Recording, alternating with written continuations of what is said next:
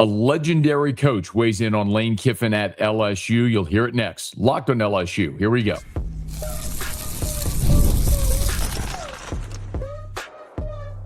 You are Locked On LSU, your daily podcast on the LSU Tigers. Part of the Locked On Podcast Network, your team every day. Okay, let's get it. It is Locked On LSU, your team every day. I'm your host, Matt Moscona. Lane Kiffin at LSU has certainly been a lightning rod, and everyone seemingly has an opinion.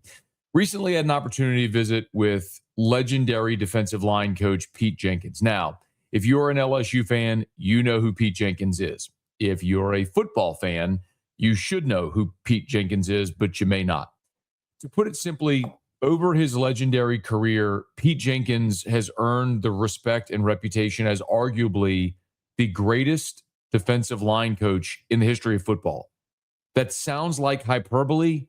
It isn't. He has put more than 40 of his prospects into the NFL on the defensive line. And even today at 84 years old, major college programs around the country from Alabama and Georgia and Oregon still fly Coach Pete in annually to consult their coaches, their NFL teams that bring him in and consult with him as well. Still, he is that widely respected. I've had the great fortune to know Coach Pete for more than a decade on a personal level, and he has always been very generous with his time and his insight whenever I ask. Well, Coach Pete Jenkins came on my radio show recently because I wanted to ask him about Lane Kiffin. And they have a little bit of a history, as you might imagine. When you've been around the game for as long as Coach Pete has, you've kind of crossed paths with everybody. Now, Coach Pete is a mentor of former LSU head coach Ed Orgeron. So in 2013, when Lane Kiffin was fired at Southern Cal and Coach O was promoted to the interim head coach, Coach O brought Pete Jenkins out of retirement to be his defensive line coach at Southern Cal, something he would do again in 2016 when he became the interim coach at LSU. Well, when Lane Kiffin was on his way out at Southern Cal in 2013 and Coach Pete was on his way in, they crossed paths.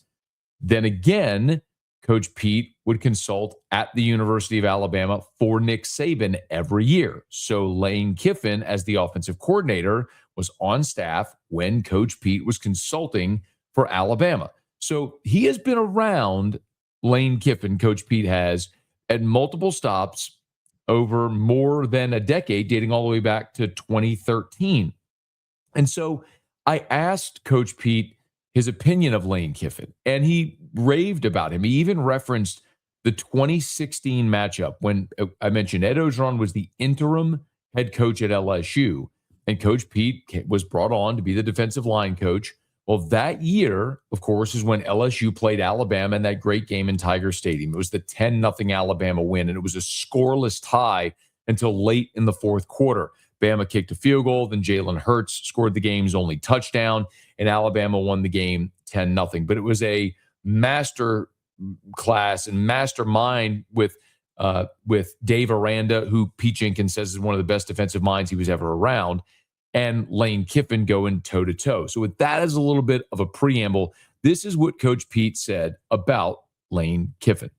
I have always felt like that he was an excellent play caller.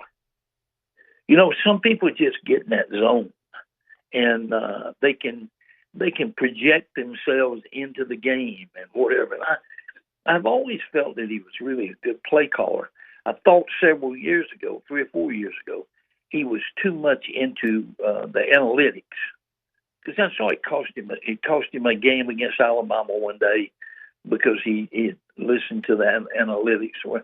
But as I've watched him over the last few years, I think he's really grown. And he was good. I won't say he wasn't good. He was really good. But I think he's even grown into a better play caller, and he just has a feel for the game. Bobby Bowden, people like that had such a feel for the game, calling the game, and feeling the ebb and flow of the game. I think he does that. I really do. And to be honest with you, I think he's probably the best modern coach out there today.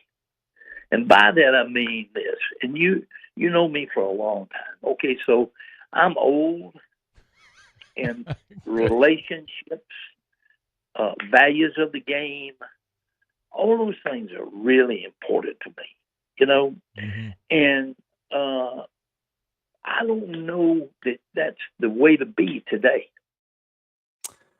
Now, Coach Pete from there would go on for another 4 or 5 minutes explaining what he meant. And if I'm going to boil it down, it's effectively the thing that if you're an everydayer, you've heard me say here quite often, which is that Lane Kiffin is a transactional coach. There are some coaches that are relational. Coach Pete is a relational coach. He wants to work with young people and develop them as football players and as men and watch them grow. It's the thing that brought him into coaching back in the 1960s. But it is a very different game today, as he acknowledges. And you heard him say Lane is the best modern coach. And what he was saying there effectively is the relationships just don't matter as much anymore. And Lane is a guy who is as we've talked about, is a transactional coach. He's the kind of coach that would leave his team in the midst of a playoff run to take a better job.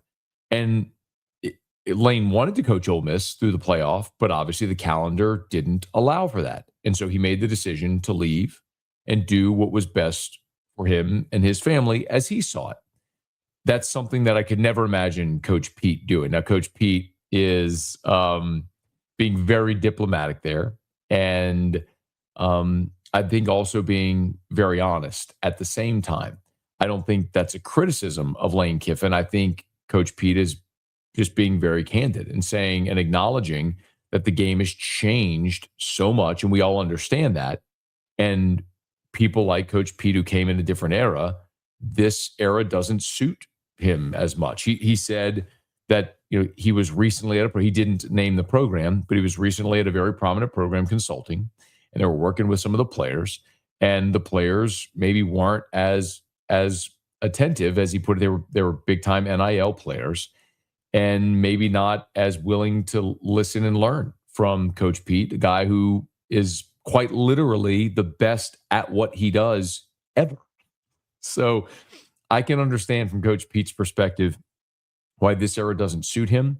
But for Lane Kiffin, he feels very comfortable in this era, which I think is in part why he's been very comfortable branding himself the Portal King, and why Lane Kiffin has been able to thrive even at a place like Ole Miss, which doesn't necessarily have the resources of LSU or Alabama or Georgia or Ohio State or Oregon.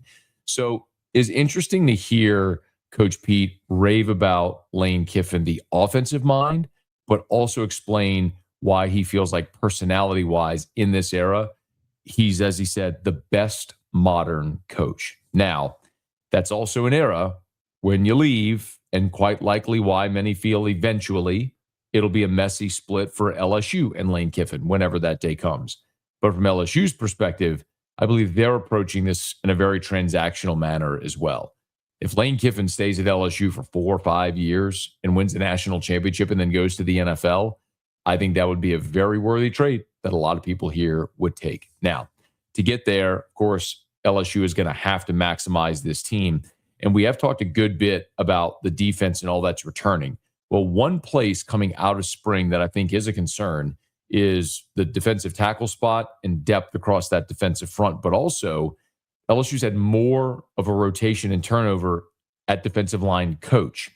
Well, Kevin Peoples and Sterling Lucas are two pupils of Pete Jenkins. When we come back, you're going to hear Coach Pete talk about Kevin Peoples moving inside and Sterling Lucas coming in from South Carolina. That's next. It's Locked on LSU, your team every day. You ever look at your bank account and thought, where did all my money go? Well, you're not alone. Keeping track of subscriptions, spending, and bills, that can get overwhelming fast. Well, that's where Rocket Money comes in, helping you take control of your finances all in one place. Rocket Money tracks all of your subscriptions in one spot, and it can help you cancel the ones that you don't need with just a few taps. Rocket Money automatically categorizes your spending so you can actually see where your money's going, and You can set budgets, get alerts, stay on top of upcoming bills. It just makes everything feel more organized and gives you a clearer picture of your finances day to day. Rocket Money is a personal finance app that helps find and cancel unwanted subscriptions. It monitors your spending and helps lower your bills so you can grow your savings. Let Rocket Money help you reach your financial goals faster. Join at rocketmoney.com/locked-on. That's rocketmoney.com/locked-on. We'll get back to the show here in just a quick second, but I do want to remind you that you can get Locked on LSU ad-free with the Everydayer Club, plus members-only Discord access. So join at the link in the show notes. So we heard from Coach Pete on Lane Kiffin. I also asked Coach Pete about Kevin Peoples. Now remember, this is a spot where since 2023, the spring of 23, so after the 22 season, the turnover LSU has had at defensive line coach has been almost unfathomable. In the middle of spring ball in 2023, Jamar Cain abruptly left for the Denver Broncos. At that point, Gerald Chapman came in as the interim defensive line coach. Well, he didn't get the job permanently. They hired Jimmy Lindsey. Jimmy Lindsey, right before the start of fall camp, had a very serious medical episode and then was unable to coach, so John Jancic moved into that role. Partway through that season in 2023, things were not going well. As we know, that was the worst defensive team in the history of LSU football. They brought Coach Pete out of retirement to help and assist with the defensive line coach. That's 5. After the 2023 season, they brought in Bo Davis to be the defensive line coach, in from Texas, bringing him back to his alma mater. Thought that would create stability at the defensive line coach spot. Bo Davis left the next spring for the New Orleans Saints in the NFL. So they bring in Kyle Williams. That was the 7th defensive line coach. And Kyle Williams, as we well know, has lasted just 1 year at LSU. He's now back home. And Kevin Peoples now is kicked from the end coach, working with the edge rushers, inside to work with the defensive tackles. And Sterling Lucas has come in from South Carolina to coach the edge rusher. So that is 8. 8 defensive line coaches since the spring of 2023. The spring of 23 to the spring of 26, there have been 8 different defensive line coaches at LSU. That is an absolutely astonishing number and an inability to create any type of continuity, which absolutely has to affect that position group. Now, next year, it could be 9 in 2027, because I'm not wishing this or willing this into reality, but if Blake Baker becomes a head coach, and he had 2 opportunities this year with both Memphis and Tulane, could have taken either job if he wanted it. If Blake Baker gets, let's say LSU has a really good year defensively in 2026, and Blake Baker gets a Power 4 head coaching opportunity, which he takes, and he would be right to. Well, Kevin Peoples came with Blake Baker from Missouri to LSU and would very likely follow Blake Baker to wherever his next job would be. Again, I'm not wishing this or willing this into existence. I hope Blake Baker stays forever. But it would stand to reason that Kevin Peoples would go with Blake Baker, which means in 2027, you potentially could have another defensive line coach. So hopefully there's some stability on the horizon. I'm not sure I believe it. But what we do know for this year, for 2026, Kevin Peoples is moving from the edge rushers to coaching the interior defensive tackles, and Sterling Lucas, coming in from South Carolina, is going to work with the edges. And Coach Pete Jenkins has experience working with both of them, and I asked him first how Kevin Peoples would manage moving from coaching the edge rushers the past couple of years to the interior. It won't be for him because he's done that. It won't be his first time either. Now he's been with the ends. He was with the ends out at Missouri, and he was with the ends since he came to LSU. But it won't, man. He has the knowledge. He has the knowledge. He has the temperament, and he'll do good because he's done it before. He was kind of trained as an inside guy and everything. I started working with him, I think, in 2010, and I'm telling you, I'm really. He's one of my favorite guys. I'll be honest with you. I think he's such a really, really good person. But he's also an accomplished teacher, And I think he'll do really good for the Tigers. I really kind of felt like that's what would happen. I worked over at South Carolina 3 years, and Sterling was the outside backer coach over there. And when I had heard that they had hired him at LSU as a defensive line coach, I remember thinking, I don't know about that, you know. And actually, I predicted that they would make that swap and move Kevin inside and move him outside. I really think they're both suited so much better for that. I don't know if you've met Sterling or not, but I have not. He's a really not nice guy. Yeah, he's a nice guy, and I liked him, you know, over at South Carolina. But I thought really, as I look at him, I think, you know, there's a little bit of personality difference in there. There's a little bit of there's need for some things inside that you don't need quite as bad as things outside.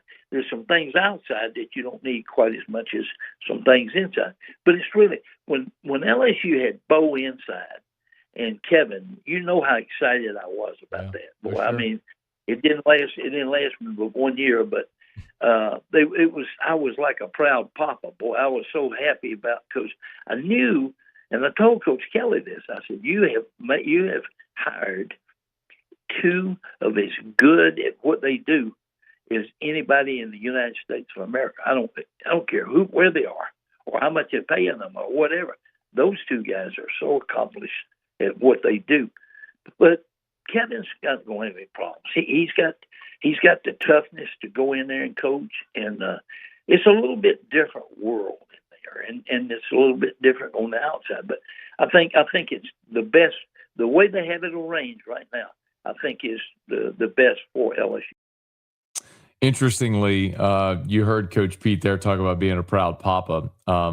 Similarities with Bo Davis and Kevin Peoples are that when you walk on the practice field, you never have to guess where they are because they're the loudest guys, generally yelling expletives too, on the entire field, which is such a contrast to Coach Pete, who's very soft-spoken, mild-mannered, meek, more of a cerebral teacher type.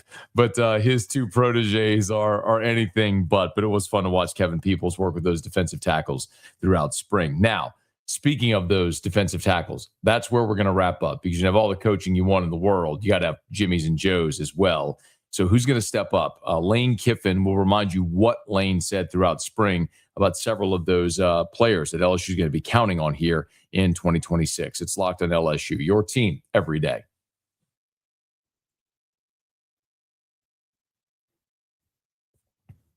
When we went through our post-spring recap and overview of offense and defense, when we talked about defense, I told you that I thought the front line edge rushers are outstanding with Prince Will, Uman Mielen, and Jordan Ross. What you lack there is depth. Your number 3 very well could be Dylan Carpenter. Your linebackers are outstanding. Whit Weeks, TJ Daugherty, Devon Keys, none of your scholarship linebackers left after last season. So you have talent and depth and experience at linebacker. At corner, well documented here. Your first 3 are outstanding. Big drop off after that. We'll see who steps up. And I think you're really talented at safety. Defensive tackle for me is as big a question as there is as far as your frontline guys because you just don't have skins on the wall. Now, we saw 5 defensive linemen rotate with the ones throughout spring. 2 transfers, Malik Blockton from Auburn and Stephylan Green from Clemson. 1 returning player in Dominick McKinley, former 5-star, and then 2 early enrollee true freshmen. Richard Anderson, the 5-star number 1 defensive tackle of the country, and Deuce Geralds coming in from Georgia. Now, one quick footnote, Coach Pete did tell me in our conversation that he worked with Auburn last year and consulted with them. And he worked with Malik Blockton and actually was unaware that Blockton had transferred when he went back to Auburn this offseason to go work with the defensive line. He went in and asked, where's, as he said, 47 was Malik Blockton's number. And they said, well, he's at LSU now. So disappointing as that is for Coach Pete, who doesn't love transfers and all this sort of stuff. He wants loyalty to schools. That is a great sign for LSU because Coach Pete really liked Malik Blockton at Auburn a year ago. Now he's at LSU. My inherent issue with this defensive line is you just don't have anybody that has been a stud starter yet. Stephylon Green last year at Clemson had 18 tackles. Malik Blockton last year at Auburn had 18 tackles. Dom McKinley last year at LSU had 12 tackles. And then you have two true freshmen early enrollees that we talked about with Deuce Geralds and Richard Anderson that are going to be counted on. So that's really a complicated thing for this LSU defensive line, where you're hopeful that some of these really talented players step up and become impactful interior players, but you don't have anybody at defensive tackle that has been a stud starter. You do have that at every other level of the defense, at edge with Uman Mielen, at linebacker with Daughtery and Weeks, at cornerback with Pickett and Woodland, at safety with Tamarcus Cooley and Ty Benefield. You got the starters everywhere except at defensive tackle. But Lane Kiffin knows what he's got there and likes some of these guys, in particular, the true freshmen. This was Lane during spring giving his overview and feelings on true freshman early enrollee Deuce Geralds. Deuce has done a phenomenal job, major impact. I always talk to coaches to think about these guys used to still be in high school, before everybody became mid-years. And for him to come in and play at the level he plays at, but practice the way that he does. And says a lot about his coaching in high school, says a lot about his upbringing with his parents, because that's very unique to be able to handle all that. So he's going to be a great player here, and really enjoy coaching him too because of his just mindset. Saturday night, I think, I was going out on the field for a jog. He's the only one out there, by himself at night, just hitting the sled all by himself, and just speaks volumes to who he is. When no one's looking, what do you do? I've always been told that's the definition of integrity. Integrity is what you do when no one's looking, and you've got to be fired up hearing Lane Kiffin talk about Deuce Geralds like that.